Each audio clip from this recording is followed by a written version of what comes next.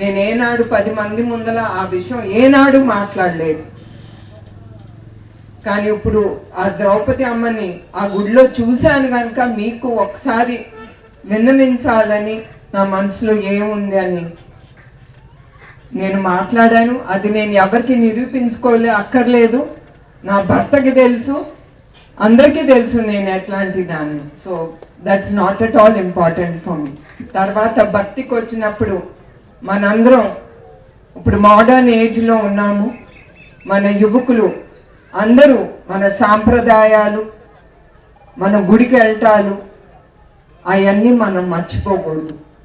ఒకప్పుడు హరికథ, బుర్రకథ, ఆ సంస్కృతి గురించి పాఠాలు చెప్పటం కానీ అవన్నీ ఉండే ఒకప్పుడు. ఇవన్నీ అవి as the days are going on అవన్నీ తగ్గుతున్నాయి. అందుకే చంద్రబాబు నాయుడు గారు ఆయన అవన్నీ గుర్తించి ఆయన డబ్బు కూడా శాంక్షన్ చేశారు. ఇప్పుడు వరకు శ్రీవాణి ట్రస్ట్ కింద 139 దేవాలయాలు, ఇప్పుడు వరకు దాని ఖర్చు 63.67 లక్షల రూపాయలు, 127 టెండర్లు పిలిచారు ఆ ఖర్చుకి. అట్లానే 11 దేవాలయాలు ఇప్పుడు వరకు మన కుప్పం నియోజకవర్గానికి 56.33 కోట్ల రూపాయలు శాంక్షన్ చేశారు మన చంద్రబాబు నాయుడు గారు, మన ముఖ్యమంత్రి. అదే కాకుండా మీరు 5 ఏళ్ల క్రితం మీరు చూశారు ఎట్లా ఆ పాలనలో, వైసీపీ పాలనలో మన దేవాలయాల మీద ఎట్లా వాళ్ళు విరుచుకుపడి అక్కడ ఉండే దేవుళ్ళని ఎరగొట్టి మన దేవుళ్ళు ఊరేగించే రథాల్ని నిప్పంటించి చాలా మన హిందూ మతానికి చాలా తప్పు చేశారు వాళ్ళు. మన హిందూ మతంలో సహనం అనేది చాలా ఎక్కువ, అది మీరు ఒప్పుకుంటారు అనుకుంటున్నాను. మనకి చాలా ఎక్కువ. కానీ ఇక్కడ మతాల గురించి మాట్లాడటానికి కాదు నేను ఇక్కడ ఉంది. ఎవరికి ఏ మతం వాళ్ళకి, లైక్ ముస్లిమ్స్ అవనండి, క్రిస్టియన్స్ అవనండి, వాళ్ళ మతం వాళ్ళకి ముఖ్యం. అది మన గౌరవించటం మనది బాధ్యత. మనం మస్జిద్ కానీ చర్చ్కి కానీ వెళ్తున్నామంటే మన ఫ్రెండ్స్తో పాటు వాళ్ళ ప్రార్థన కూడా చెయ్యాలి. నేను చాలాసార్లు మస్జిద్కి నేను వెళ్ళాను. నా ఫ్రెండ్ ఒక ముస్లిం అమ్మాయి ఉంది, తను నాకు డిస్ట్ అని అక్కడ వాళ్ళు బాగా తీస్తారని మస్జిద్కి ఇప్పుడు కూడా తీసుకెళ్తుంది. నేను వెళ్తా ఉంటాను ఆవిడతో.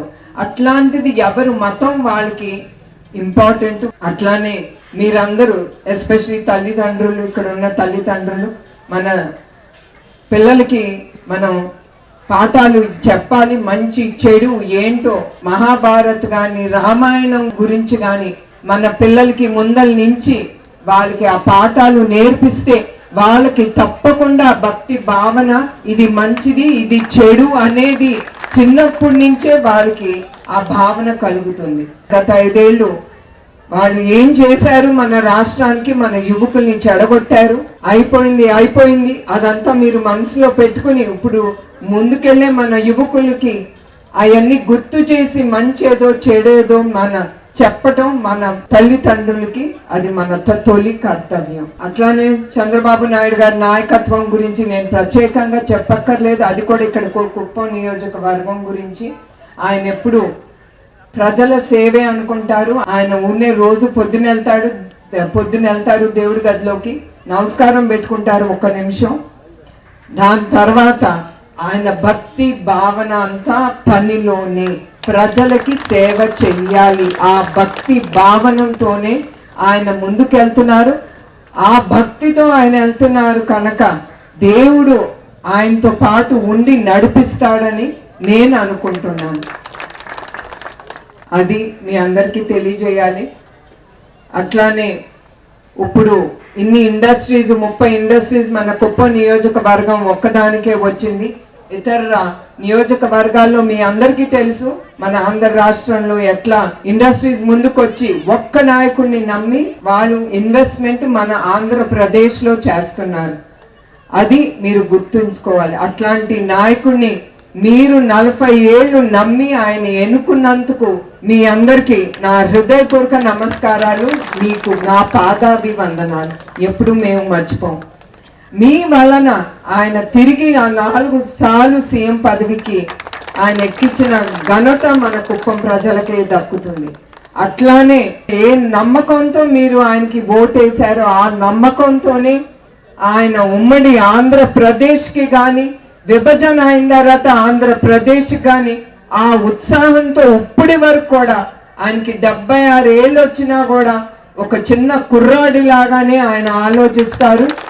అందరూ హేళన చేయొచ్చు ఆయనకి 76 అని. నా సొంత కొడుకు లోకేషే అంటాడు, అమ్మ నేను నాన్నలాగా అంత ఓపిగ్గా నేను పని చేయలేను అని. అది కూడా అది నేను అనుకుంటాను. గొప్పతనం అంటే అది దేవుడు ఇచ్చిన బలం ఆయనకి. ఆ బలం దేవుడు కొంతమందికే ఇస్తాడు. సొసైటీ కోసం, మంచి కోసం ఆలోచించే మనిషికి దేవుడు ఎప్పుడు తోడుండి అతన్ని నడిపిస్తాడు. అది నేను ఎప్పుడు అనుకుంటాను. ఆయన అట్లా వెళ్తున్నాడంటే ఆయనకి దేవుడు ఆ బలం ఇస్తున్నాడు, ఆయన దీవిస్తున్నారని.